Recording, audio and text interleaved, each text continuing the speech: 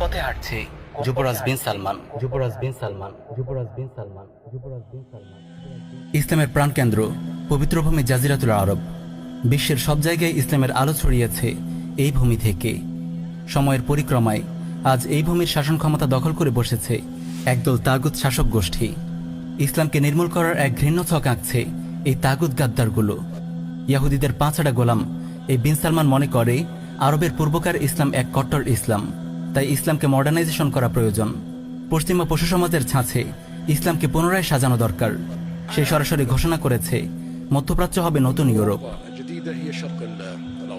আর এই লক্ষ্যে মাঠে নেমেছে বর্তমান তাগুত আলে সৌদ। ইসলামকে নির্মূল করার ঘৃণ্য ষড়যন্ত্রেই 25 এপ্রিল 2016 সালে তারা হাতে নিয়েছে ভিশন 2030। ভিশন 2030-র মূল লক্ষ্য হচ্ছে উন্নতি ও প্রগতির নামে পবিত্র আরব ভূমিকে ইউরোপ আমেরিকার মতো পশু সমাজে পরিণত করা। আর 2016 সালের পর থেকে আরব ভূমিতে কথিত নারী স্বাধীনতার নামে সর্বত্র নারীদের অবাধ মেলামেশার সুযোগ করে দেওয়া, নারীদের ড্রাইভিং লাইসেন্স দেওয়া, সিনেমা হল তৈরি, হজ মৌসুমে ভাড়াটে বেশ্যা গায়িকা ও নর্তকীদের এনে কনসার্টের আয়োজন করা, নারীদের পোশাক ইসলামী হতে হবে এমন বাধ্যবাধকতা তুলে নেওয়া, রাতের বেলায় কোনো অভিভাবক ছাড়াই নারীদের হোটেলে থাকার সুযোগ করে দেওয়া, স্টেডিয়ামে বসে নারী পুরুষ একসাথে খেলা দেখতে পারা সহ বিভিন্ন পদক্ষেপ আমাদেরকে এমনটাই বার্তা দেয় অচির এই পবিত্র আরব ভূমি ইউরোপ আমেরিকার মতো পশু সমাজে রূপ নিতে যাচ্ছে।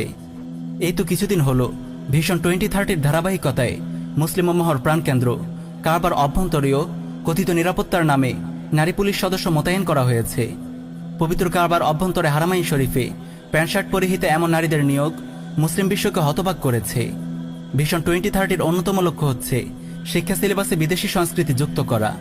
তাই ইসলামের প্রাণকেন্দ্র পবিত্র আরব ভূখণ্ডের পাঠ্যসূচিতে এবার যুক্ত করা হচ্ছে ভারতীয় হিন্দুদের সংস্কৃতি।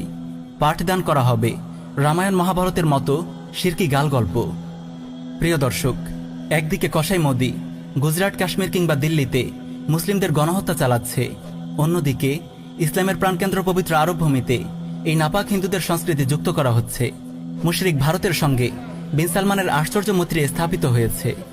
একদিকে মুশরিকরা ভারত ও কাশ্মীরে মুসলিমদের গণহত্যা চালাচ্ছে, আর অপরদিকে বিন সালমান তাদের সঙ্গে $বিলিয়ন বাণিজ্যের চুক্তি করছে।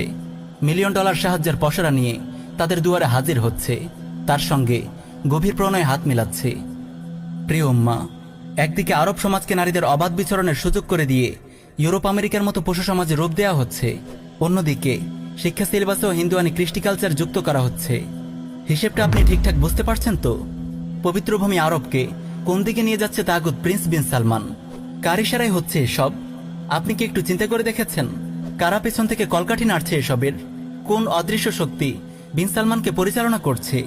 তবে কেমন রূপ ধারণ করতে যাচ্ছে আরবের দৃশ্য? কোন দিকে গড়াতে যাচ্ছে আরবের ভবিষ্যৎ? তবে কেমন রূপ ধারণ করতে যাচ্ছে আরবের দৃশ্য? কোন দিকে গড়াতে যাচ্ছে আরবের ভবিষ্যৎ?